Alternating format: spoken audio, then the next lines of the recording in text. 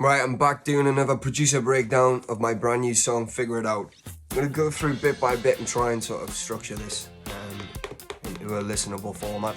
A bit about the track. This track was written and recorded over the course of a couple of days in May this year just gone, which is when I was finishing the EP, so that's why it didn't make the track list initially. With the new year approaching, there's a big plan that I've got in the works for next year, and Figure It Out, you know, it doesn't sort of fit into that plan, but I like the song and I wanted to put it out, so it's coming out. We'll start with the rhythm section again, just because this is where the groove comes from and I guess the sort of feel of the track.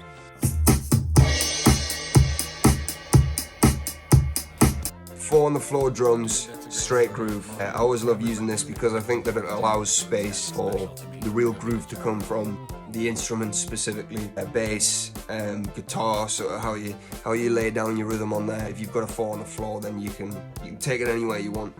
With the guitars, there's a trick that I used again, and I used throughout the EP. It was a recurring theme of using two separate tracks panned either side of the headphone or the stereo.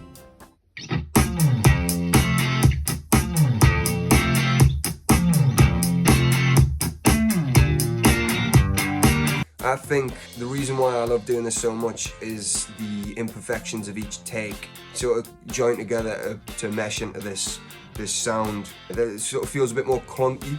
Something I actually did on the guitars was put a noise gate on as well, and a noise gate, essentially when the signal's weak, it'll just cut it to complete silence, but when you put it at like quite a quick gate, it'll actually try and cut off notes where the signal's still lingering, so there's quite a bit of sort of like a digital disconnect sort of feel to this.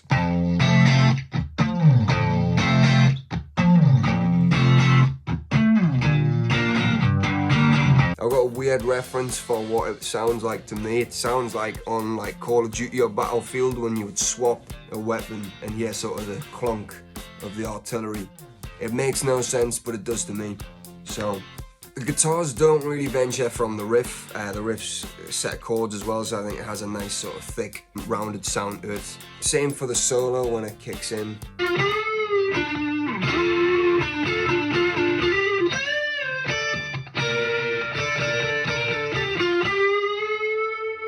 Groove in terms of the bass, just really upbeat. Quite careless with the bass takes on this one, which I enjoyed. I think that I sort of let loose on the side of me that's a perfectionist, which sort of wants every single beat to be exactly played on beat, on bar. I think it just adds a bit more life to the track.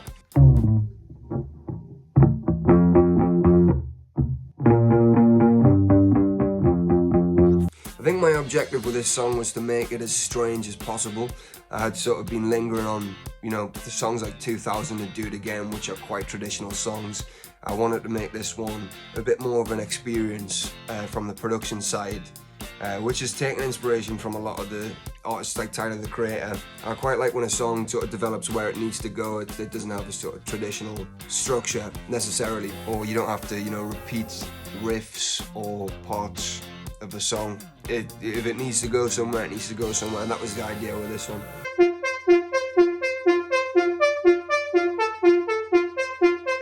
So yeah, again, that's the sort of foundation set out. This song relies a lot on synthesizers, probably the most synthesized work that I've done up to date. It would probably take me a long time to remember all the individual parts, so I'm going to play through a few of my highlights on the speakers. I'll put a beat breaker on this just to add the sidechain effect.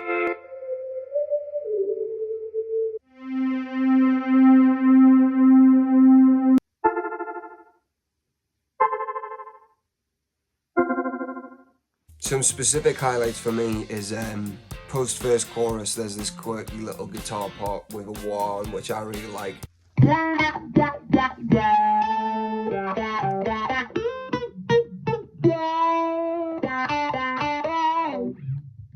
I think I was aiming to make like the strangest, most West sounding riff that you could possibly come up with, and I think I did a decent job at it. The sample as well is Darwin D's speaking.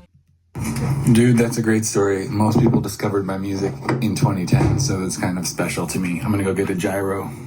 I don't think I feel the need to explain the lore anymore. If you know Darwin D's, you do.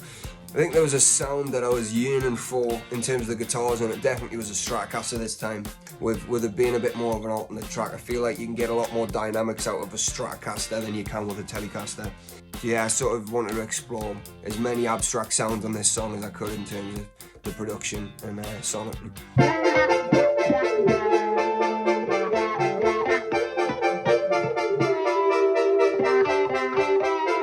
Verse 2 is where the song becomes reliant on the synthesizer, which is one of the first times that I've ever done this as a musician, as a songwriter.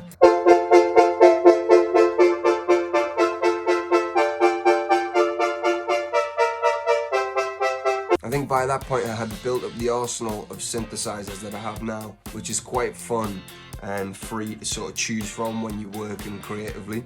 The synth that I've used throughout the whole track, which keeps the tempo, was the Roland Juno digital version that I bought. It's been a really handy bit of kit. I love a lot of the sounds on the original Juno synthesizers, but as you'll know, if you're into music equipment, that's an expensive purchase that I don't have the money to buy yet. So for now, the mini version.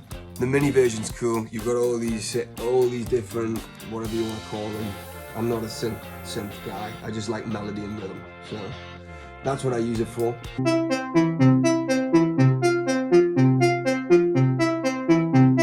Verse 2 is probably one of my favourite sections of the song for the bass line alone. I love that bass line. I think when you've got a 4 on the floor groove, like I said, your bass movement can sort of bring the whole groove with the intensity still being held by the drums, and this is an example of this in my music.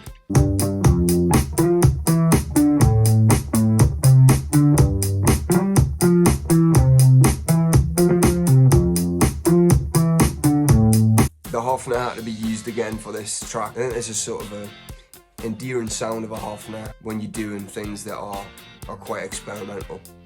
Heading into the second chorus, I did this completely left field sort of section where I don't know, but there's certain things overlapping that might even not be theoretically correct, but I really enjoy the soundscape that you sort of get into in that second chorus.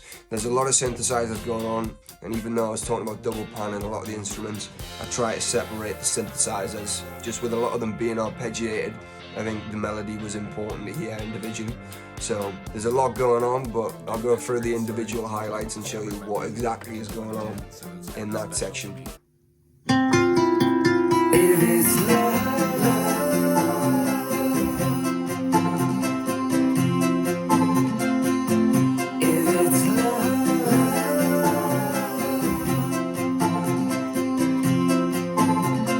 one of the peak points of the song is post-second chorus when it drops into the solo. This song definitely moves freely. I spent a lot of time after I recorded this song trying to figure, pun intended, trying to figure out, whether the structure needed a bit more care. I ended up going back to the original structure that had came about the day that I wrote and recorded it, and the solo is quite a highlight for me when it drops into it. You've got to figure it out. The bass is being really busy in the solo as well, and again letting loose on that sort of perfectionist side of me where I would try to get the bass takes exactly perfect on bar. Because there's two going on, I think that it adds to the sort of hectic feeling of what's going on when the bass is rumbling all over the shop.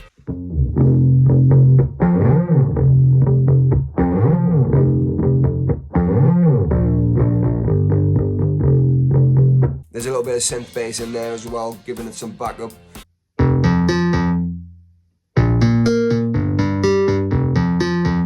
The final part of the song breaks down into this synthesizer lead-in sort of bridge. It came about from a day in practice months after I'd recorded it. I had the mic record out, and I think it was a lull. People were having cups of tea and whatnot. I started playing around with this, again, arpeggiated sort of descending rhythm and melody, and I just really thought that was a cool little addition to what I had already laid down with the ambient of the guitars, which are in the background still.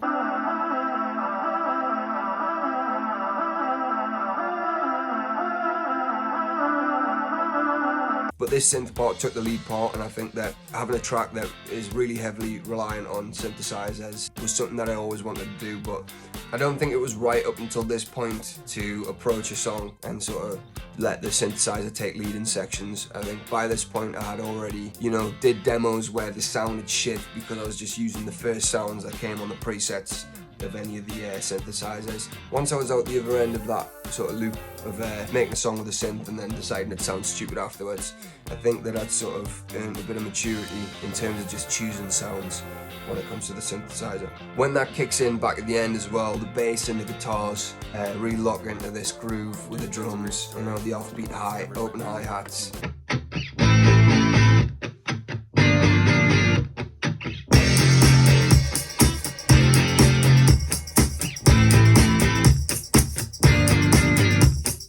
Really got a disco feel, a lot of Michael Jackson.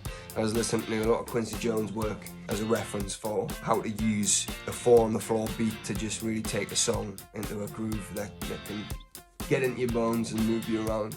And then again, in terms of the free structure, the song reaches a point where it goes to this synth solo sort of section.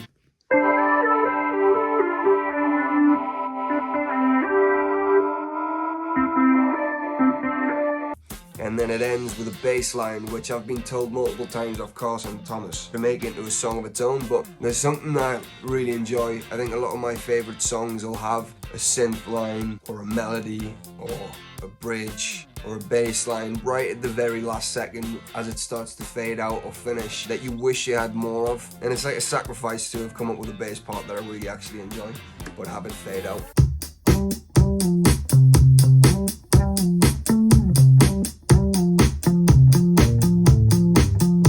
From my experience as a listener, that's what makes me listen to the song start to finish. So sometimes you gotta make them decisions. Who knows, it might be a song in the future. This track is coming to streaming services next Friday, which is the 28th of November. So give it a pre-save, the link will be in my bio. Thank you very much.